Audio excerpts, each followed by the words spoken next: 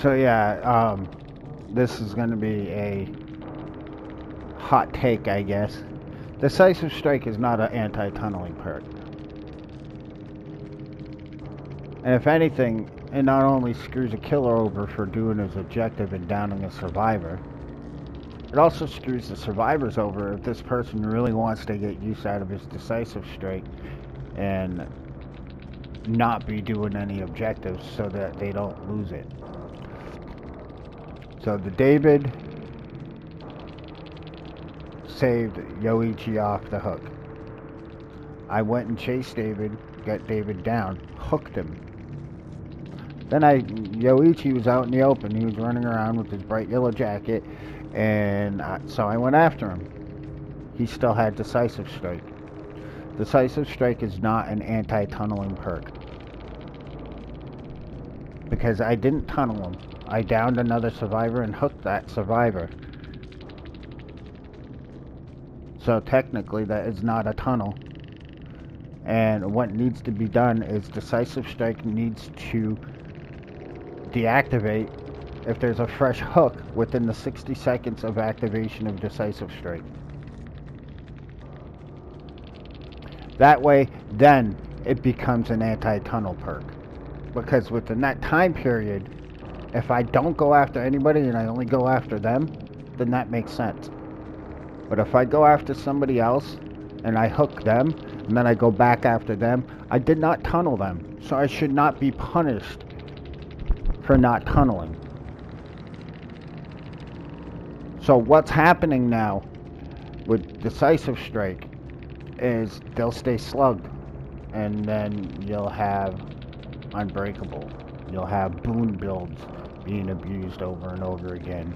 Decisive Strike boon build Swifts are gonna come back tenfold. The reason we didn't see them as often is because Decisive Strike wasn't really useful for that with the 3-second stun.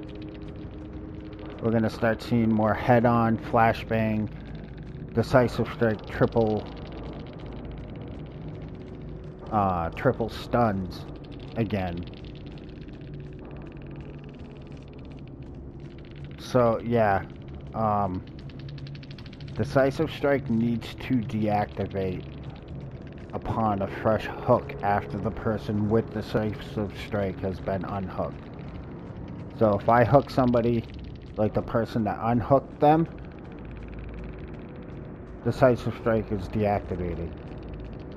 And not only that, I feel that conspicuous actions also include fast vaulting windows, fast vaulting pallets, and rushing into lockers.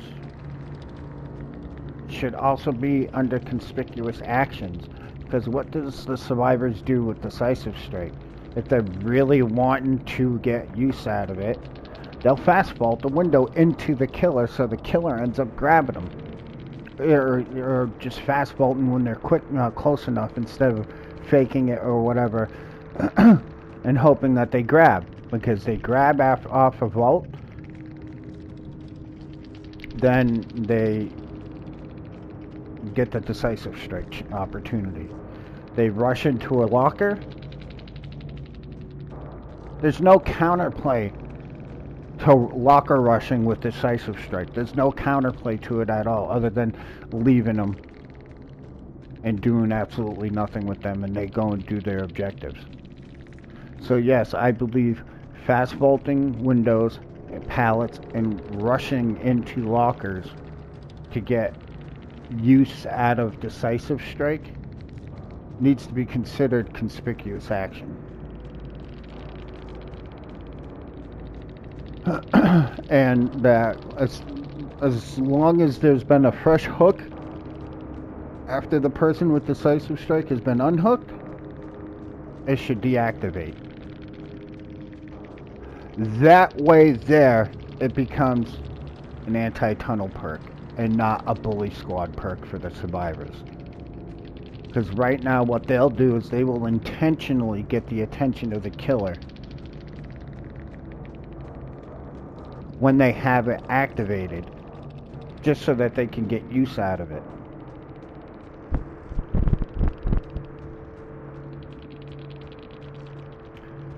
And honestly, I think it really should just be... Is it still one use? I believe, right?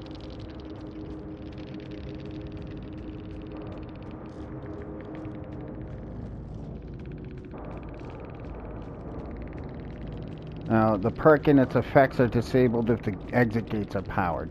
That's great. But I still think that Decisive Strike needs to deactivate when there's a fresh hook within the 60 seconds. And conspicuous actions need to include fast vaulting, pallets and windows, and quick rushing into lockers. Because it's literally abused that way. And the reason I say the lockers is because that's what sets up the Decisive Strike into flashbang into head-on.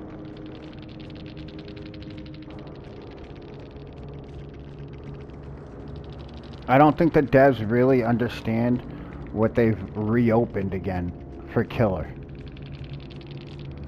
But I think those should really be looked into for the rework of Decisive Strike. For it to be considered an anti-tunnel perk, it needs to deactivate at the very least, when there is a fresh hook within the 60 seconds. And I would love for it to also deactivate when there's a rush action into a locker. Now, if somebody's just trying to get away from the killer and not like abuse the perk and get use out of it by rushing into a locker, then fine. It's active. And if I happen to go and reload the locker and the person's in there, then yeah, cool. But if they're being chased, knowing that they still have it,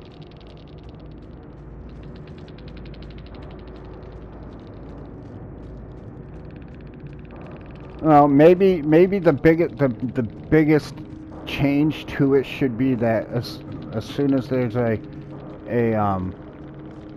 fresh hook within the 60 seconds, deactivates on anybody that happens to have it active when that hook happens, because that will stop them from being able to abuse it in the windows and in the lockers. But also, if there are people running like super fucking optimal, fast running 20 different fucking, haste speed perks and add-ons and all this shit, whatever, to make them move faster, sometimes you have to go after the one that you can get. And that may just happen to be the one. But I think for sure it needs to deactivate. Because honestly, what happens is Decisive Strike causes players to be slugged for a minute. And this is why I've been running Forced Hesitation more often.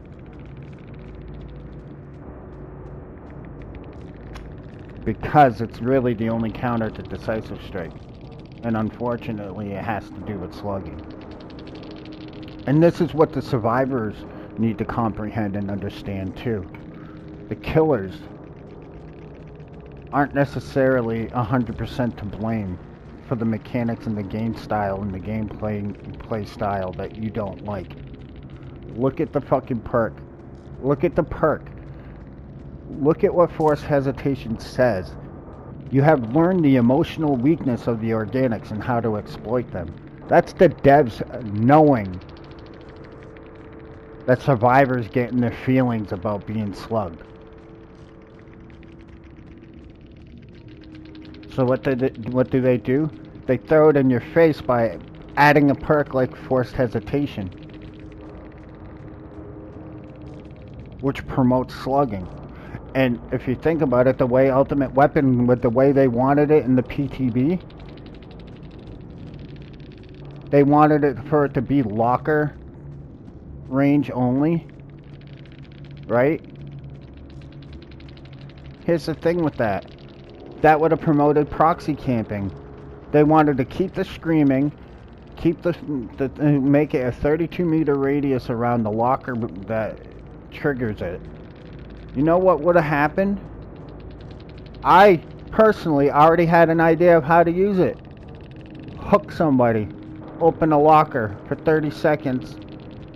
I have a 32-meter radius that'll alert me to when somebody's going in for the unhook. This is what I'm trying to say, guys, is this bullshit between killers and survivors. It's what the devs want. They want to keep the two sides divided. And if that's not fucking something to tell you right there, they're giving us perks that promote a certain playstyle. Instead of giving us perks and shit that will actually be good for the game, they want to perpetuate the bullshit between the two sides. Well, my biggest thing about this video that I'm making right now is Decisive Strike. It's not an anti-tunnel perk. Not when you can still get hit with it a minute later and hook 1 to 2, maybe even 3 people. And the person, if you can hook 3 people, and that person can still Decisive Strike you, you lose your momentum. You lose your 3 hooks. You lose that 3 hook kill because that one person with Decisive Strike. And I've had games. I just had a game where everybody just freaking piled around and freaking got themselves hooked when I was playing Billy. And that one person still, with that Decisive Strike, gets off my shoulder. I'm stunned for 5 seconds again. They go run. Unhook one person. That person's got borrowed time. They go unhook the other person. That person's got borrowed time. And if I can't make it to the 3rd hook in time, all 4 of them get away, go heal, and reset. Decisive Strike needs to deactivate upon fresh hook.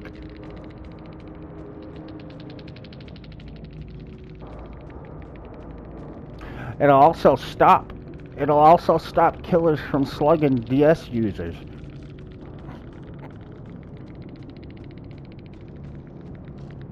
Because they won't have to wait out a minute long. Which is always uncounterable because they will always have teammates or perks that can get them up.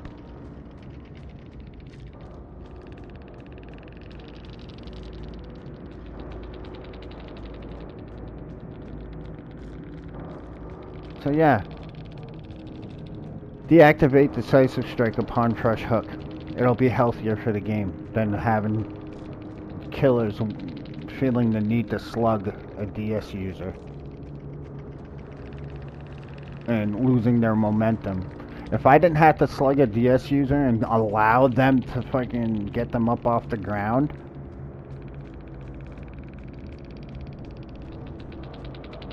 it'd be healthier. I'd keep my momentum, I'd keep my pressure. It would make them think a little smarter when it comes to being all in the killer's face. And if the killer is going to tunnel them and pick them up right away and eat that DS, then that's on them. But if they have it so where it deactivates upon fresh hook, that will incentivize the killer to go after the unhooker, not the one that just got unhooked. So there won't be any tunneling, and there won't be any slugging of the person with DS because they don't want to get DS'd. Think about it, devs. Do something good for your fucking game for once.